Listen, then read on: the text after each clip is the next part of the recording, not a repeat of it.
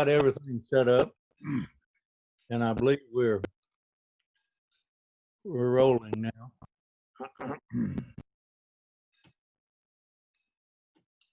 Remember, we want to have as many of your questions as we can and include those in our discussion.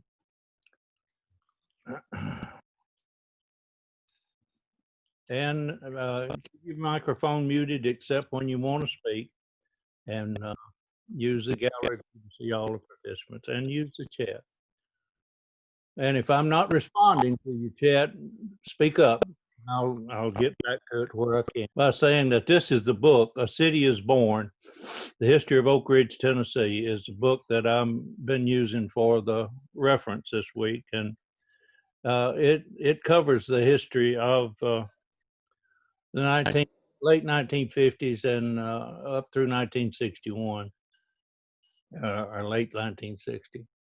So in 1952, the AEC announced in February their intent to do a public survey on incorporation and sale of property. 18,000 questionnaires were mailed to all adults living or working in Oak Ridge. 8,309 of them were returned. 60% favored private ownership, and that is buying the houses that they were renting. And 58% favored self-government. 53% said they would buy in Oak Ridge. 5 people living outside Oak Ridge but working there said they would buy in Oak Ridge. And 64% said the appraisal on their property was too high.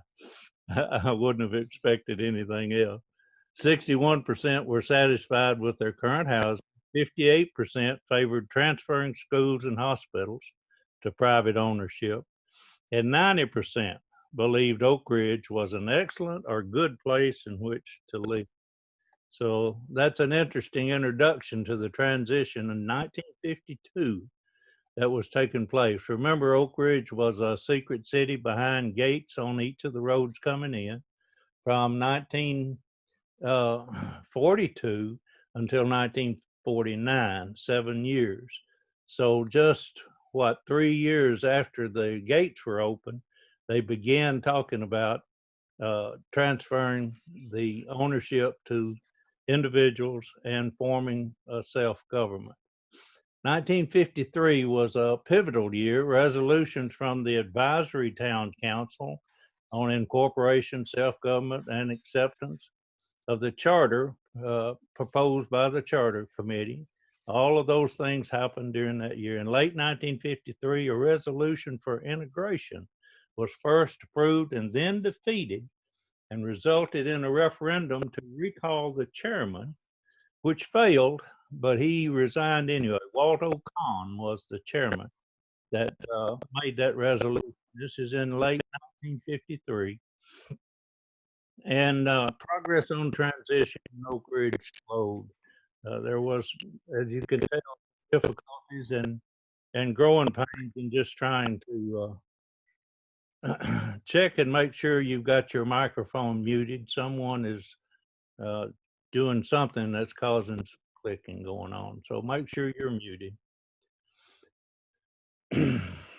So 1953, a pivotal year.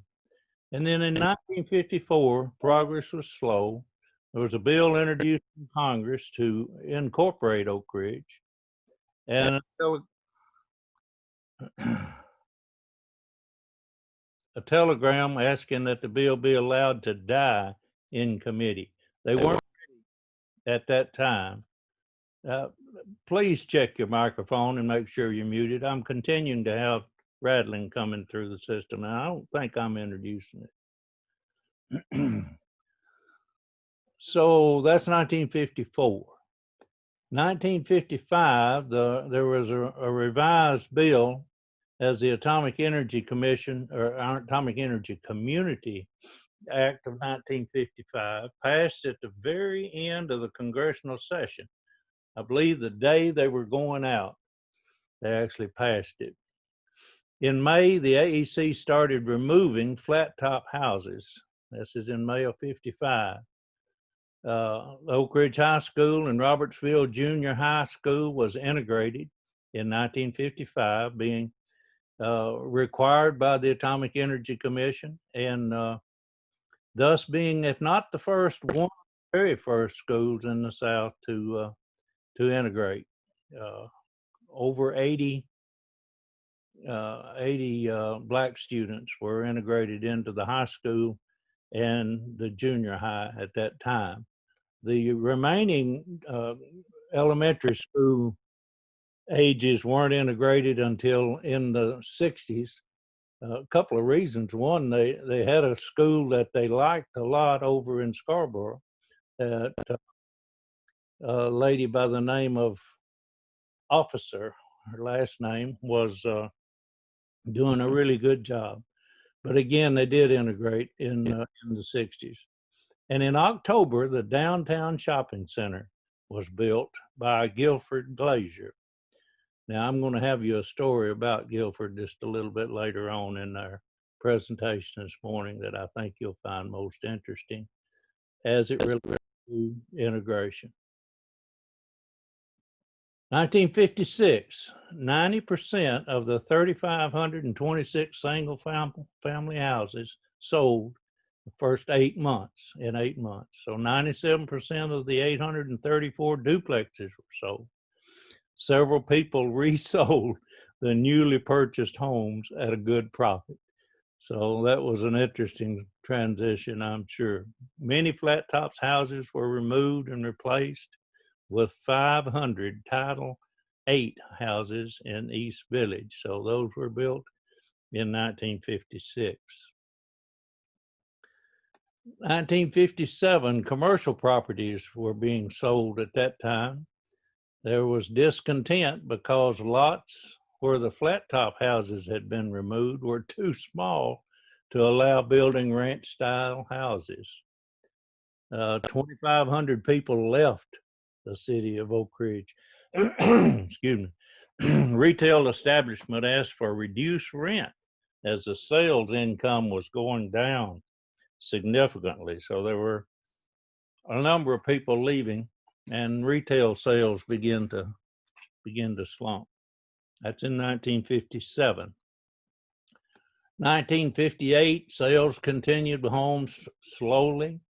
Multiple occupancy buildings were troublesome. They couldn't determine who was the one person in the multiple occupancies to get the building.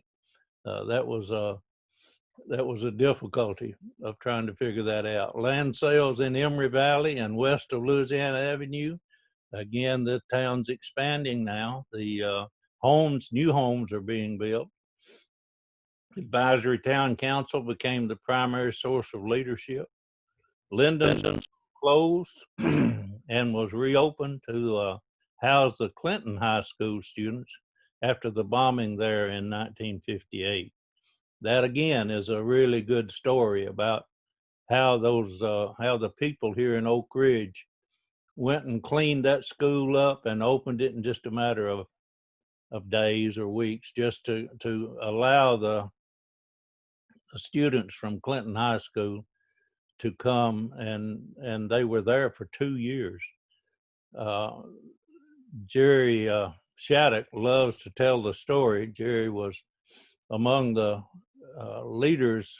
He was in school in Clinton, but he was among the student leaders that helped in the transition of bringing the Clinton 12 into the Clinton High School. And he loves to talk about that era.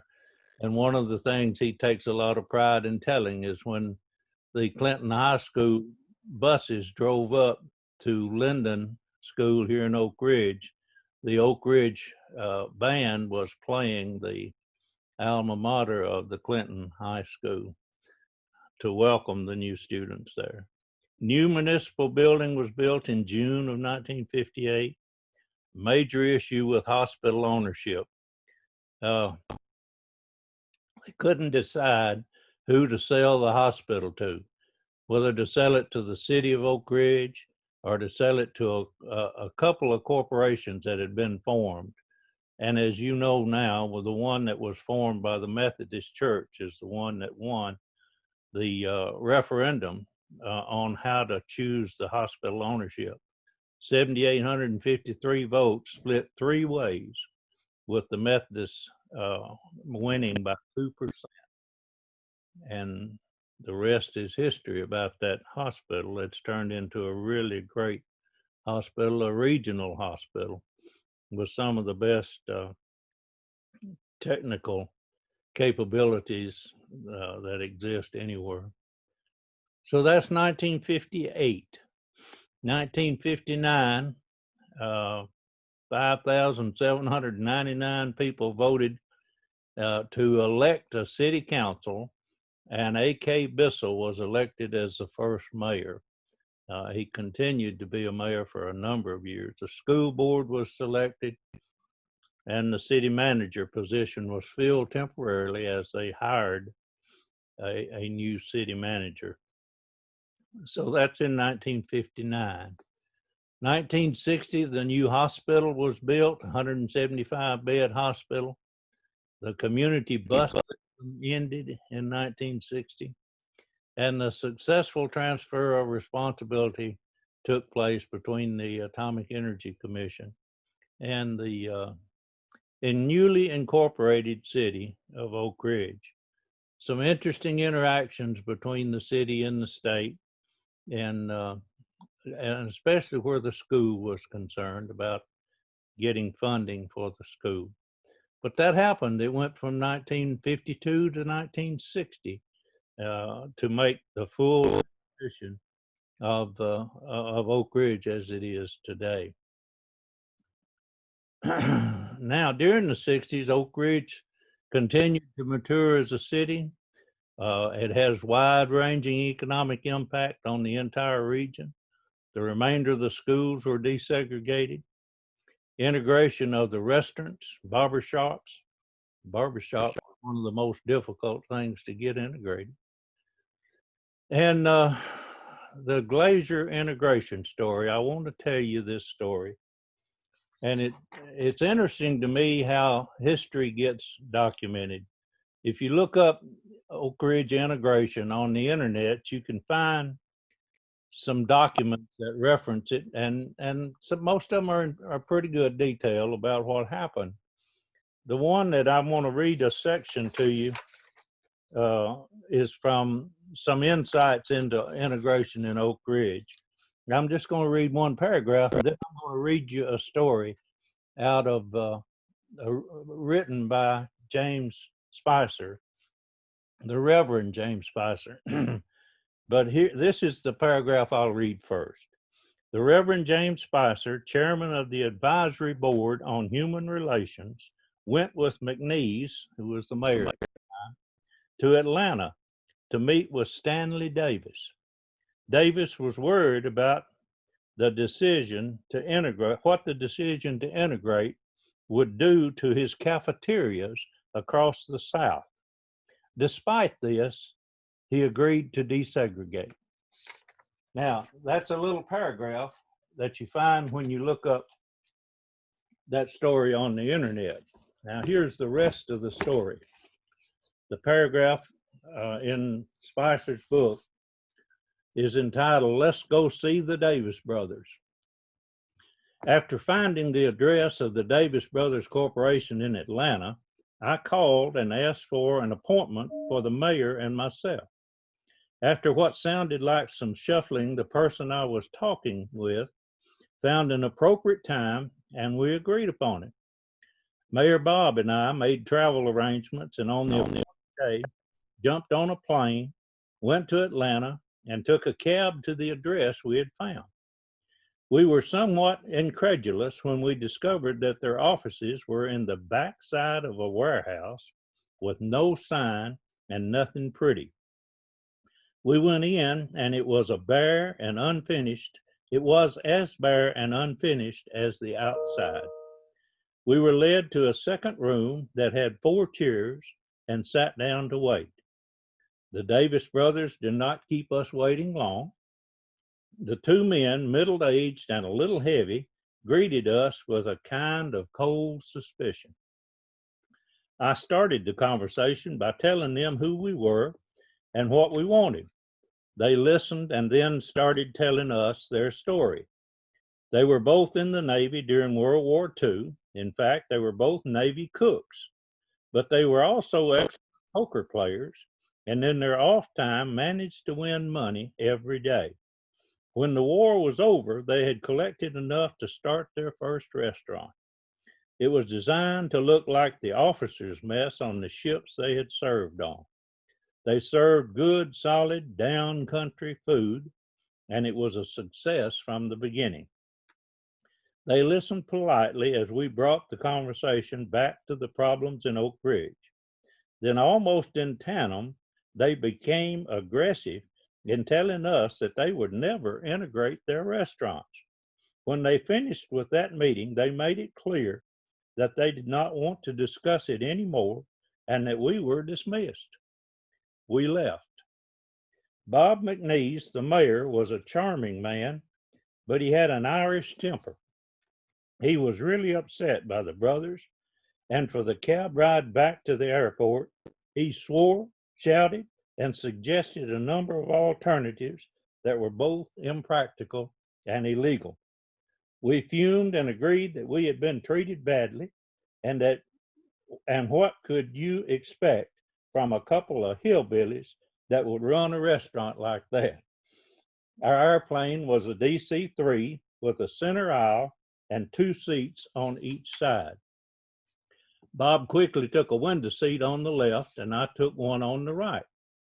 A young man who looked to be about my age, in his early 30s, well-dressed and pleasant-looking, sat down beside me. We greeted each other, made some small talk, and he asked me where I was going. I told him Oak Ridge, and he seemed very interested. Since I was full and running over with our visit with the Davis brothers, I couldn't help starting to tell him our story and the disaster of our meeting. He did not make any comment, but he seemed extremely interested. He asked me a couple of questions that made me feel he knew something about Oak Ridge. But then we landed. I told him I was glad to meet him, shook his hand, and we departed. Bob was still grumpy and did not cheer up on the way back to Oak Ridge. 2 days later, about 11 o'clock in the morning, I received a call from Gene Joyce, a very well-known attorney in the town. He said that he had some very important information for me, and he wanted me to come right over to his office. His office was virtually across the street from the church where I worked, and it did not take long for me to get there. And as soon as I was settled in his office, Gene told me that representing the Glazier Corporation had information that would be helpful in our task of ending Jim Crow. Mr. Glazier Sr. had been a casual worker in the town of Clinton, 5 miles from Oak Ridge, who had begun to pick up scrap and excess material left from the construction programs as Oak Ridge was being built. His work was most appreciated, and he received contracts to do it. He continued this for 20 years, and along the way became a multimillionaire. He invested his money in the creation of a huge mall that became the downtown for Oak Ridge. All the important stores for the city were placed there, including Davis Brothers Cafeteria. It seems that the young man who sat next to me on the airplane was also named Glazier. It was actually Emerson Glazier, Guilford's son. He was the son of the founder of the corporation and, like his father, an extremely good businessman. When he got home, he talked with his father, and they quickly came up with a plan. Davis Brothers, in addition to leasing their restaurant space, also leased a bowling alley. They made much money with their restaurant, but lost much money with their bowling alley. Their lease for the bowling alley was $8,000 a year, and it had 6 more years to run. The Glazier Corporation had proposed to the Davis brothers that they would let them out of the lease if they would integrate their restaurant. $48,000 was the price for integration. Davis brothers immediately accepted. The Davis brothers were concerned about how the actual occasion of integration would occur. I told Gene we would be back the next day with a plan and the mayor. I called an emergency meeting of the Human Relations Committee, and we devised a plan, and with the help of the mayor, could take action in 1 week. The plan was that we would go to lunch on a regular workday with no announcement, but plenty of security. The African-American members of the committee made arrangements for a group from Scarborough to attend along with the Human Relations Committee. The mayor said he would look after security. Gene Joyce sent word to the Davis brothers and the Glaziers about our plan. I went to talk to the manager of the cafeteria, told him the plan, and he turned red, then white, and began to shake. I did my best to reassure him, but largely to no avail. On the big day, in parentheses, and it was, close parentheses, Roy and I went down to the cafeteria at the appointed hour and found 2 cars of our Scarborough friends waiting. We went over to talk to them, and they were nervous, but we said, folks, just be yourself. Nothing is going to happen. I was pretty sure of that because I was looking over my shoulder at a big parade of single men, all wearing jackets, going into the restaurant. Roy and I led the way to the Scarborough folks behind us, mixed with the committee members. When we got to the beginning of the tray line, the manager was standing there, sweat running down his face, and his clothing wet with sweat. I smiled at him and said, it's going to be fine. And away we went, filling our trays and finding our table. I surveyed the scene and counted about 50 police, some local and some FBI, and some I couldn't identify. As the lunch crowd came in, no one seemed to notice that a change had come. It was a very successful day for human relations. But there was more. With no conversation or urging from us, the Davis brothers decided to immediately integrate all of their restaurants. Moreover, one of the brothers was the president of the Southern Restaurant Association, and they announced that all of the members would integrate their restaurants. Thank you, Mr. Glazier.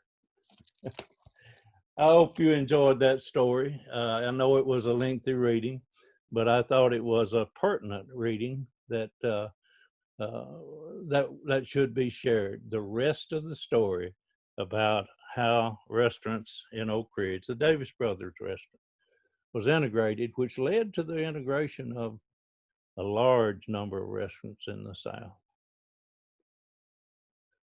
Okay, let's change gears now. Well, I probably should ask questions, any comments anyone wants to make, or any questions about what I've said and done up to this point.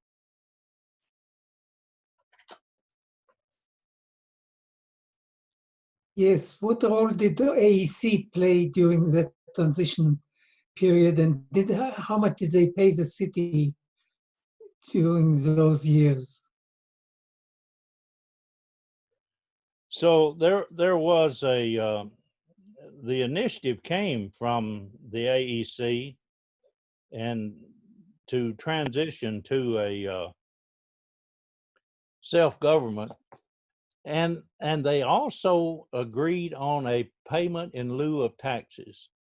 Now, the amount of that payment did not get included in the history that I was looking up, but they did mention the negotiations that was going on and the fact that AEC had to help the city significantly for the first few years. In fact, it took 3 years for the schools to begin to get money from the state. Remember, you can't get budgeted funds immediately. You have to start it 3 years in advance to get it rolled into the system. So the Atomic Energy Commission had to continue paying for much of the city services and especially things like the schools. for a number of years, and continued paying in lieu of taxes, paying money for up to many years. And in fact, I don't know that they don't still, the DOE doesn't still pay some. But I just hadn't looked into that. They did have to pay to help the city transition. Other questions?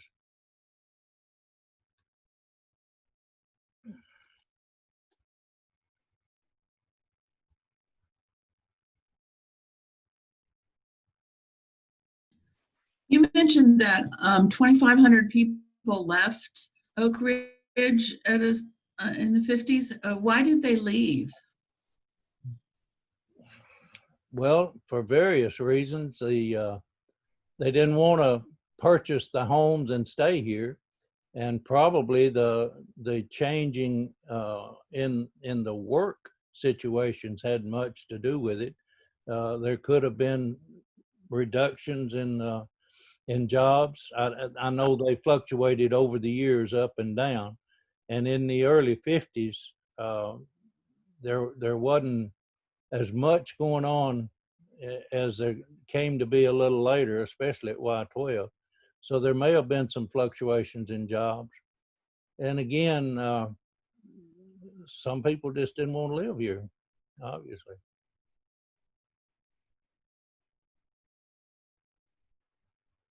Any other questions?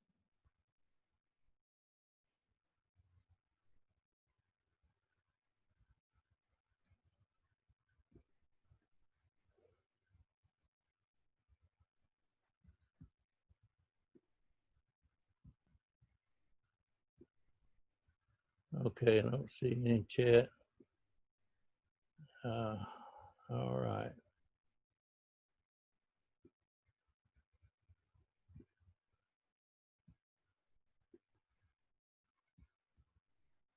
Okay, I'm going to make a transition here. We're going to talk a little bit about the more recent history on the sites.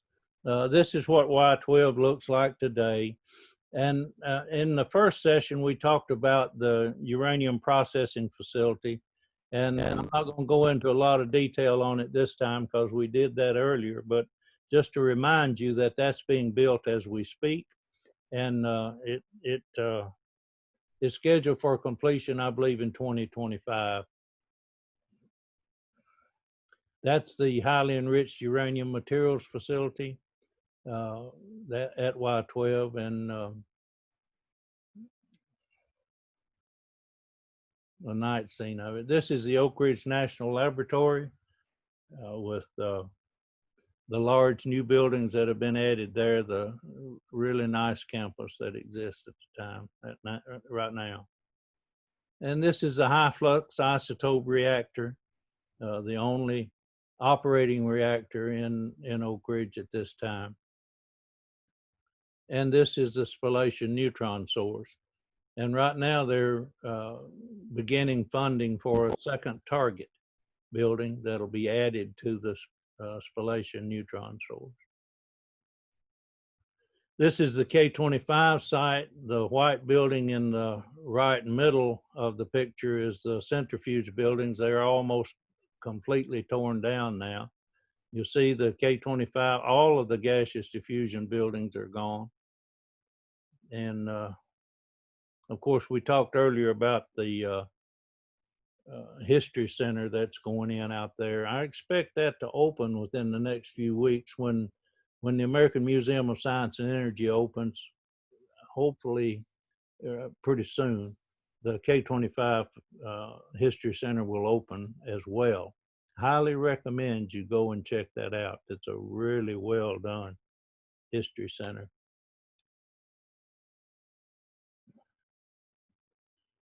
Now, the next little segment I'm going to cover has to do with the history of Oak Ridge's participation, Y12 and the Oak Ridge National Laboratory, in securing nuclear material around the world. This started in, again, working with the laboratory. This started in 1994 with Project Sapphire. This project to Kazakhstan was the first attempt to make the world safer by securing nuclear material from around the globe. And again, it was a joint effort of the lab and Y-12. The interesting thing about this, to me personally, is that when this project was being formed, the leader of the project came to me, and I was responsible for the maintenance group at that time, and as the deputy director. And he came to me and said, Ray, I can't tell you what we're going to be doing, but I can tell you that we're going to a place where I've got a large group of technical people with me, and we will not be able to have access to electrical energy except through a diesel generator. And Kermit Reedy is who it was. Kermit said, I'm real concerned that none of the people I'm taking with me have a clue how to keep a generator running. I need a maintenance person to go. And I said, well, I'll see if I can't find you somebody. So I went to a supervisor that worked for me named Mike Blaylock. And I said, Mike, I can't tell you where this is going to go or what they're going to do, except that they have a diesel generator that they need to make sure they can keep it running, because that's the only source of electrical power they'll have. Would you consider going with them? He said, I don't know, Ray, let me go talk to my wife. So he did. He went home that night, and he came back the next day and he said, okay, Ray, I'll go on one condition. I said, what's that, Mike? He said, you buy me a horse trailer. I said, what in the world do you need with a horse trailer? He said, I'm going to pack up everything I think I'm going to need in that horse trailer, and I'm going to take it with me. So I said, all right, Mike, I'll buy it. And we did. We bought him a horse trailer. He put everything in it, from the little screws in your glasses to the largest pipe wrench in the plant. And he loaded that thing up. They put it on a C-5A airplane, took it over to Kazakhstan. And when they got back, Kermit Reedy told me, he said, Ray, we would have never succeeded without Mike Blaylock. He kept that generator running, and we would not have been able to do that. So I was glad that we were able to help, and Mike was proud of what he had done by going to Kazakhstan with Kermit Reedy and his group. And before I retired, a year or two before I retired, I saw that we still had that horse trailer out at Y-12. I don't know if it's still there now or not, but it was a few years ago. In 1998, they went to Tbilisi, Georgia, and brought some material out of there. Now, that's not the state of Georgia, that's the country of Georgia over near Russia. They were offloading the spent fuel cask there, transported in the C-5A. First shipment came from Libya when Gaddafi decided he wanted to get out of the nuclear weapons business.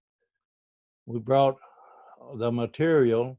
I got a call late in the evening one day, said, Ray, we're bringing a truck load of low enriched uranium into the plant, and we need a place to store it overnight. We don't want to take it into the protected area. We want to provide a hidden place for it on the east side of the plant. Tell us the location where we can hide it. So I told them a location, a little warehouse south of 9720-6. And they set it right in that little warehouse for one night, and then took it on into the protected area the next day when the full shift of people got back. They also brought the centrifuges that Gaddafi had been using in Libya, and we did a reverse engineering on them. Those were centrifuges that came from Professor Khan in Pakistan. He also sold centrifuges to Iran and to North Korea. Man's probably done more to proliferate nuclear weapons than anybody other maybe than Klaus, who gave the plans of Fat Man to Russia, and then after he got out of prison, gave the plans to China. See, there was a large amount. Those are the centrifuges coming in from Libya. And there we're shown where President Bush came down to look at the centrifuges. Interesting little side note about that. We had placed these centrifuges in a facility between the laboratory and Y12, just a facility over there that wasn't being used at the time for anything else. And President Bush, in his comments, thought he was at Y12. We never told him any different. Brought material from Iraq in 2004. There it is being packaged up and repackaging it to make it safe.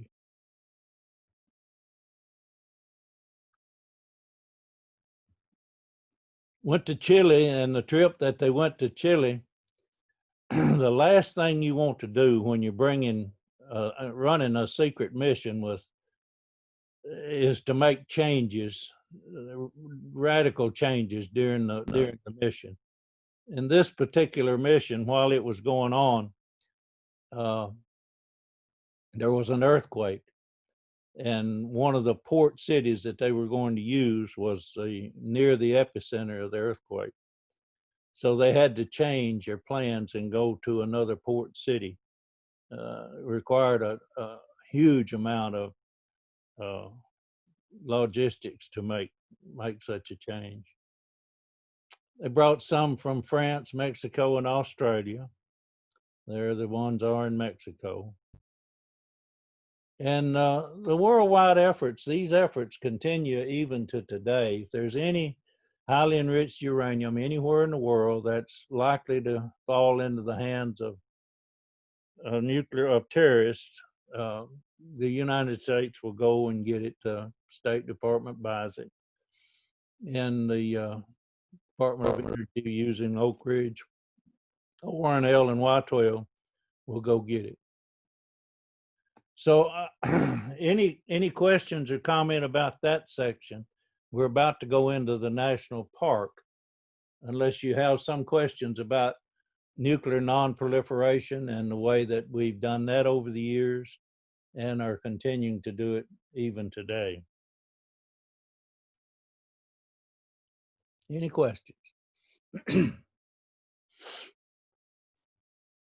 All right, we'll roll on and talk about the national park. Excuse me just a second. Fisherman's Friends are what I'm doing. I take Fisherman's Friends for my throat. You know, during this pandemic, I've been doing a lot of hiking on the trails. Richard Baylor, you've been hiking them too, because I see you every once in a while. But I've been hiking on these trails, and I haven't been doing tours. I haven't been talking all that much. So these ORICL classes are causing me to use my voice more than I normally do. But the old Fisherman's Friends help me get through all of them. I use them when I do tours, so I'm using them today. And a funny story about that, I use them when I talk, no matter what. I have to have them. And I was making a presentation one time, and when I got through, this doctor came up to me, and he said, "How are you?" And I said, "Well, I'm doing just fine. How are you?" He said, "I was worried about you during that presentation." I said, "Oh, why was that?" He said, "I was afraid those were nitrogen pills you were popping under your tongue for your heart condition." I said, "No, they're Fisherman's Friend. They have nothing to do with my heart. They just keep my throat open to where I can talk." Okay, let's talk about the Manhattan Project National Historical Park. It was formed in 2015, November of 2015, but it had taken 10 years to get to the point of forming that park. Along the way, there was discussion with the Park Service, between the Park Service and the Department of Energy. I was privileged to be a part of those interactions for much of that time. I even was able to go and testify before the House of Representatives, a highlight of my experience being able to do that. They only give you 5 minutes. You know me, I can't even get started talking in 5 minutes. So I had to condense what I was going to say, but I did take a PowerPoint and used it as a presentation and got to leave that with them along with a written copy of my remarks. The main thing that I did while I was up there, though, I'll share with you. I told them a story. The story I told them was about the time that I went over to Farragut to a school of 4th and 5th graders.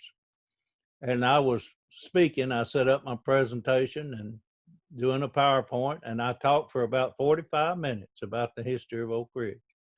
Had good interaction with the kids. They were asking questions and we were having a good time.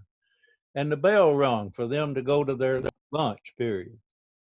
This one student, a young girl, held her hand up and said, "Mr. Smith, if we go get our lunch and bring it back in here and eat it, will you keep talking?" And I said, "I'm sure would but I said, that's up to your teacher if she wants to do that." And she agreed to let them go get their lunch and come back. And they did. When they came back, I talked for another 45 minutes. So my point was, these young children of these coming generations are interested in our history. We need to present it to them in ways that they enjoy and can appreciate. One of the best things that we've done in that regard is to create these documentary films. And before I retired, we used to give them away, DVDs of all of the films we'd made at Y12. And before I retired, I was able to get them to put them online because I knew I couldn't control it after I retired. And they'd already gotten tired of me giving away so many DVDs. They told me they were getting expensive. And I explained to them they didn't cost but $1.50. That's the best $1.50 you could give for the publicity you get from it. But anyway, they were wanting me to stop. So I've got them to put it online. And now that they're online, the teachers across the state pick out some segments of those documentary films, and they'll always pick out one that's got me in it, and they'll tell their students to write down questions for the Oak Ridge historian. And then the next day, they will FaceTime me on my iPhone, and I'll talk to those students and answer their questions. One of the best things we've got going is that capability to interact directly with the students, and the video, online video, is what allows that to happen. So let's talk about the national park for just a little bit. Hello, I'm David Klaus. It gives me great pleasure to talk to you as we all celebrate the establishment of the Manhattan Project National Historical Park. The park became official on November 10, 2015, when Secretary of Energy Ernest Moniz and Secretary of the Interior Sally Jewell signed a memorandum of agreement implementing the legislation.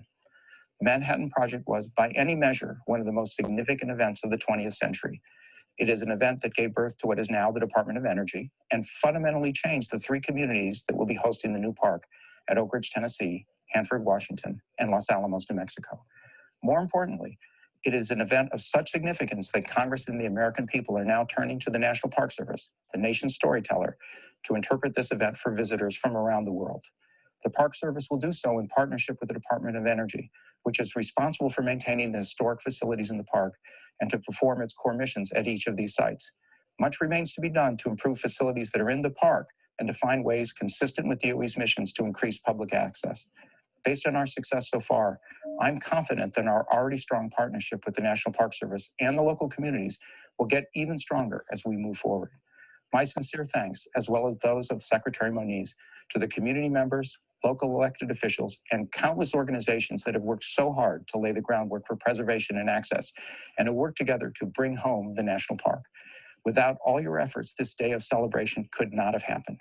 And a special thanks to each of our DOE team leaders at each site. I cannot express how much satisfaction it has been for me to have been able to take part in this successful effort to bring the Manhattan Project story to the public. And now, a direct order from the DOE headquarters that might be well received. Let the celebration continue.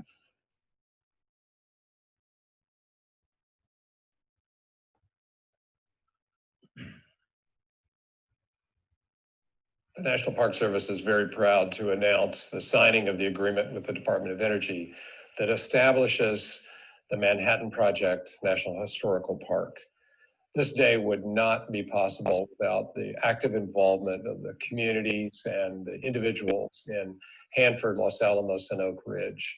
I really want to emphasize that your advocacy for these sites, this story, really drove finally Congress acting and establishing this newest unit of the National Park Service. We could not be more proud to work with you in this partnership park with each of the communities as well as the Department of Energy.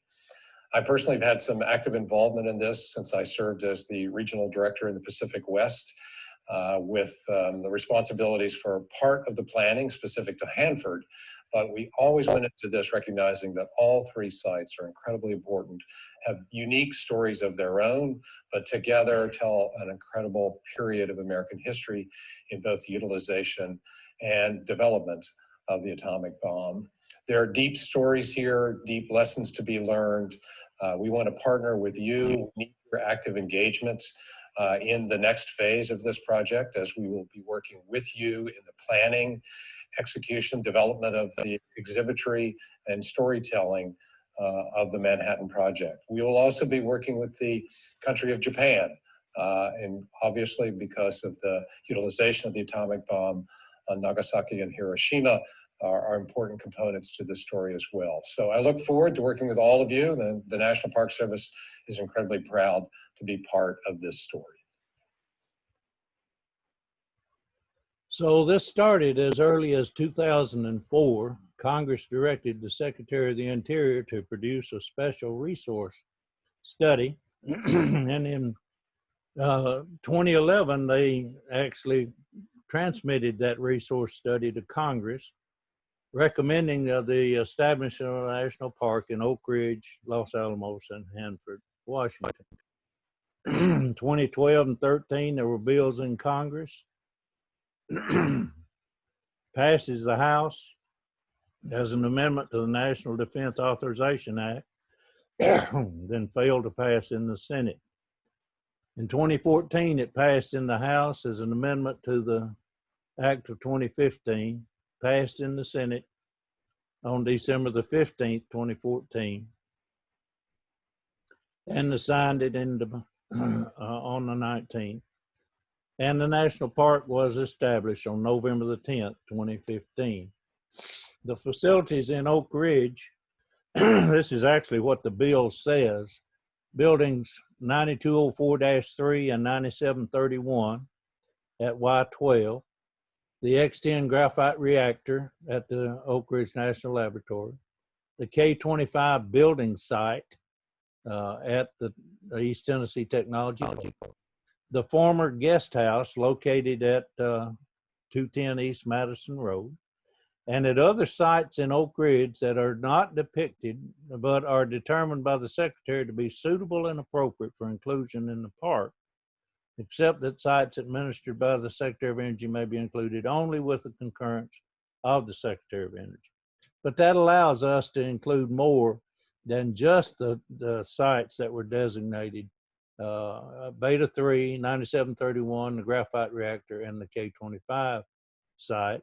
The main lobby of the Alexander Guest House is in part of the park, and there is a museum atmosphere in the front main lobby that the public has access to. Not during the pandemic, we haven't had access, but routinely and normally we can, and I take 65 passenger buses up there and let them go through that main lobby. I always have fun with the bus driver, asking him whether he can drive around the guest house without hitting the porch. Some of them can, Some of them can't. Some of them back out. That's the graphite reactor. That's a part of the park. And it's included on the American Museum of Science and Energy's DOE public tours. By the way, they're trying to figure out how to run those public tours again. So I'm not sure they'll be available when we first open the museum, but they're trying to figure out how to do them and do them safely.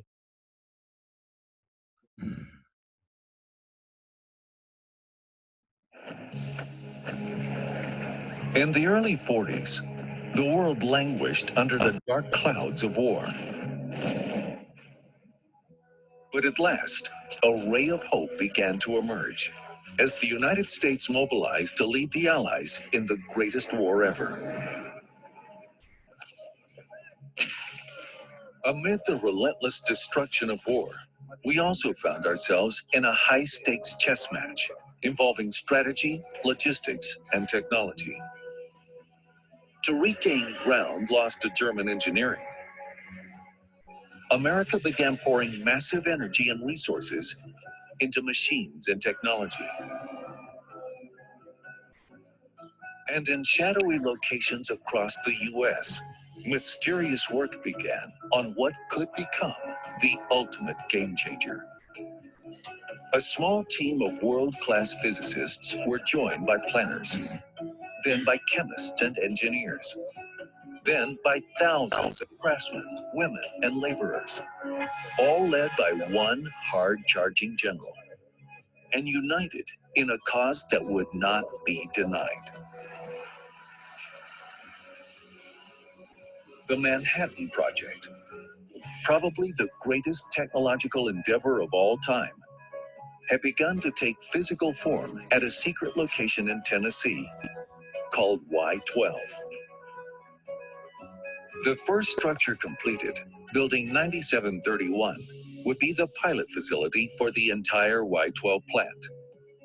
Here, we would learn if Nobel Prize winner Ernest Lawrence's concept for separating uranium could work on an industrial scale. Only then might enough be obtained for an actual atomic weapon.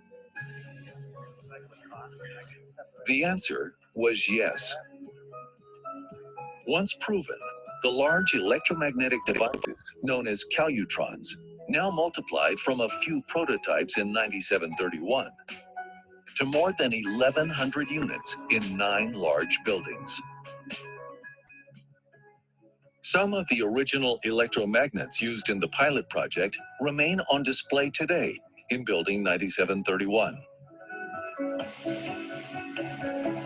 At a feverish pace, an army of Y-12 workers fought their own secret war.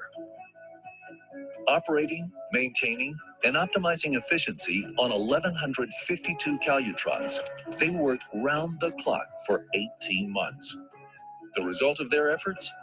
A small but sufficient amount of uranium-235.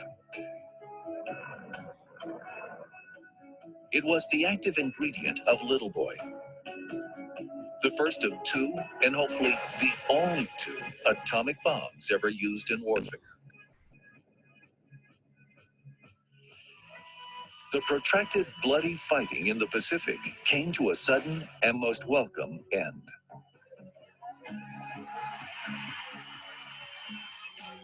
Radioisotopes made at Y-12 had helped win the war.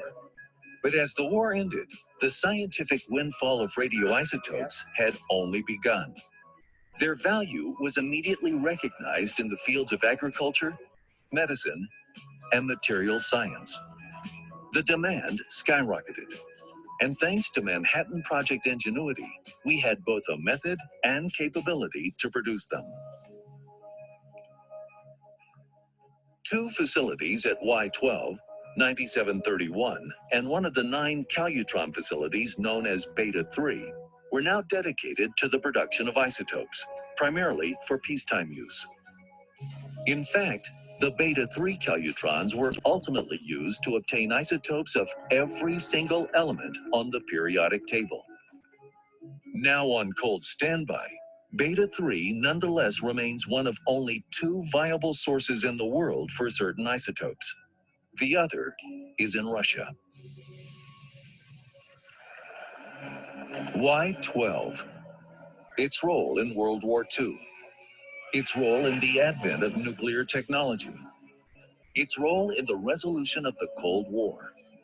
And its continuing role in promoting peace and progress around the world. All of this forms a fascinating and little-known story. A story with the power to inspire present and future generations. A story perhaps best experienced by a visit to where it all began. In months and years to come, such a visit will be possible thanks to the creation of the new Manhattan Project National Historical Park.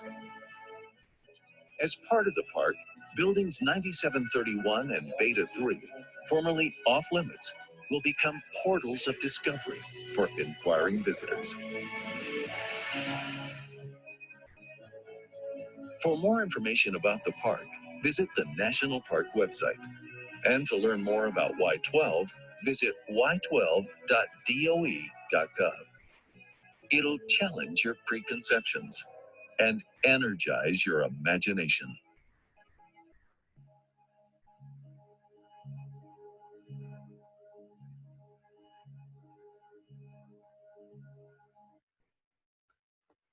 So building 9731 is almost ready. In fact, is ready for the public. It has been cleaned up. It's been downgraded from a limited area to an area that doesn't require any additional security for access. And before the pandemic, it was discussed about how soon we could begin to include it on the DOE public tour. So I anticipate that we'll be able to do that. The world's only alpha calutron magnets are located in that facility. They're the ones on the right side of the picture that you're seeing. And Beta 3, this building still has full racetracks of the beta calutrons. That's Gladys Owens. And when she came back in 2004, we were able to take her picture out there. And those are the calutrons that are in Beta 3. It will be a few more years before the facility will be available for public access. We did take about 2,000 people through there in 2005, and then again as a part of the Secret City Festival. And then again, when the national park opened, we were able to take people in as well. But it's not ready for public access on a routine basis just yet. This is the K25 gaseous diffusion building.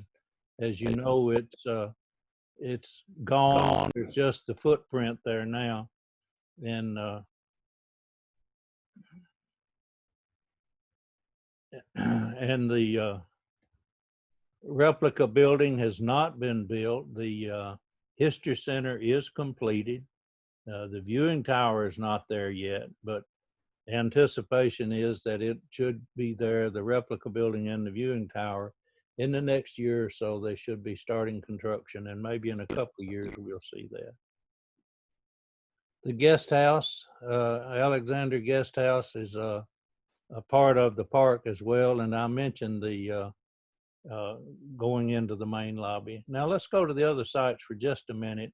I won't spend much time there, but let you know the park boundaries at Hanford, and that's a huge area out there. The B Reactor is the main facility that you can tour now, and they do have bus tours that go from the Tri-Cities or from Richland into the B Reactor. I've been on that tour. It's a very good tour. Starts here at their headquarters and then goes, notice 586 square miles of the area out there at Hanford, a huge area. And those reactors are located along the Columbia River. The B Reactor is, while its design was based on the graphite reactor, it's a water-cooled reactor where the graphite reactor was air-cooled. and it is a huge, it's much larger than the graphite reactor. And also the Brueggemann Homestead is a rock house that's built out in the desert there. The White Bluffs Bank building is being restored. The Hanford High School, it's going to be left in that condition. They're not going to do anything more than other than to preserve it. And the pump house on the river that was used to pump the water to the reactors. And in Los Alamos, the Fuller Lodge, Baker House, the Guest House, Oppenheimer House, Bathtub Row, and the Memorial Shelter at Ashley Pond. Those are the facilities that are out in the city of Los Alamos. That's what it looks like today. And that's the Oppenheimer House today, the Hans Beth House, the inside the National Laboratory there, the Trinity Test Site, the Little Boy Gun Site, the Fat Man Quonset Hut, the Recovery Concrete Bowl, the Criticality Accident Building where Slotin was killed, and the Fusion Research Pond Cabin. This is the Trinity Test Site, the V Site, the Little Boy Gun Site, the Fat Man Quonset Hut. This is the Plutonium Recovery Concrete Bowl, never used. They had built it to use it as a test and put the concrete down in case it did not work, they wouldn't lose the plutonium. Of course, that's the same thing they did with the Jumbo, the big, large cylinder, or actually cast, that they had intended to use with the gadget, but they didn't use it either. This is inside the Criticality Accident Building where Slotin did the tickling the tail of the dragon accident that resulted in his death. The Fission Research Pond Cabin.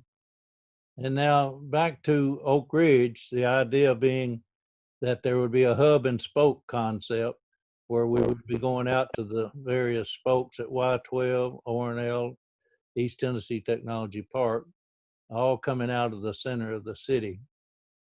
So some of the summary of the actions, a Park Service Scholars Forum was held on November the 9th and 10th to determine the main themes to focus on during the planning effort. I'm glad to tell you that I was one of the 20 people that was selected to be on that Scholars Forum. We had 2 people from Japan.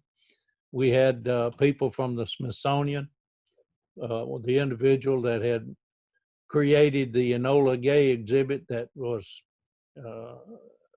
a bust that didn't consider all of the facts and wound up having to be dismantled. He was there with his experience. And then authors were there. Stan Norris was there, and others.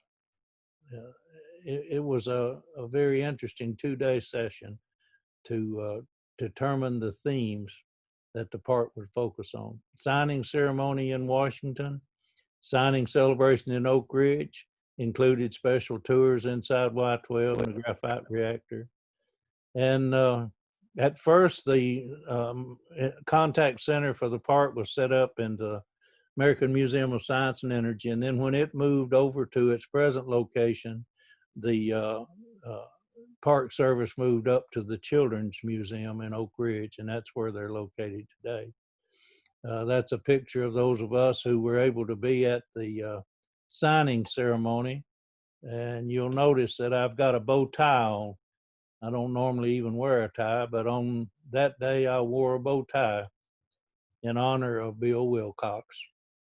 He would have been proud. He worked hard to help us get to the point where we could form that national park.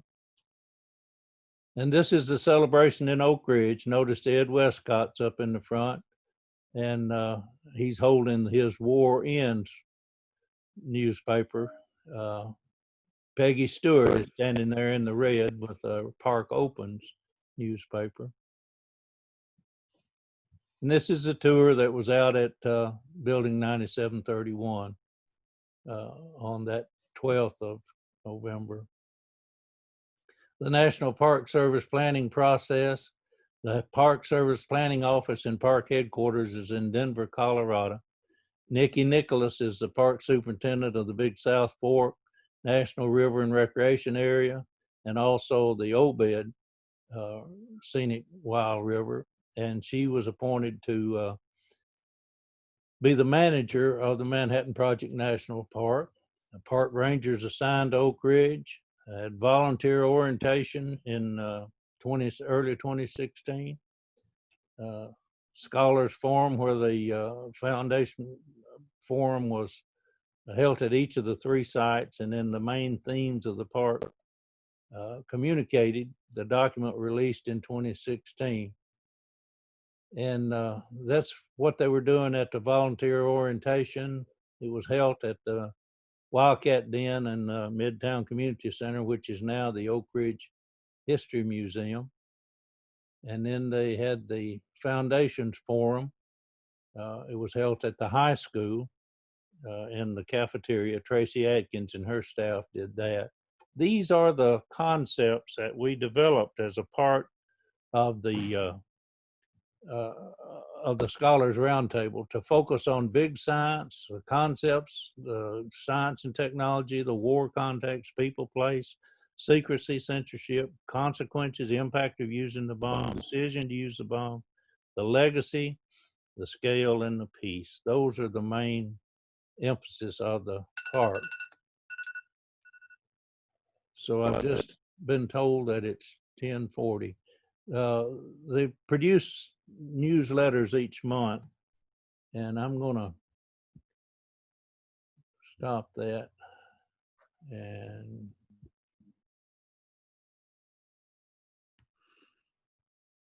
Will the park be open to all tourists, including non-citizens? the park will be open to non-citizens at the park headquarters, at the museums in town. The non-citizens, non-U.S. citizens are not able to take the bus tour. Are the videos available on YouTube? Yes, the videos are available on YouTube. I'm posting them as we finish. And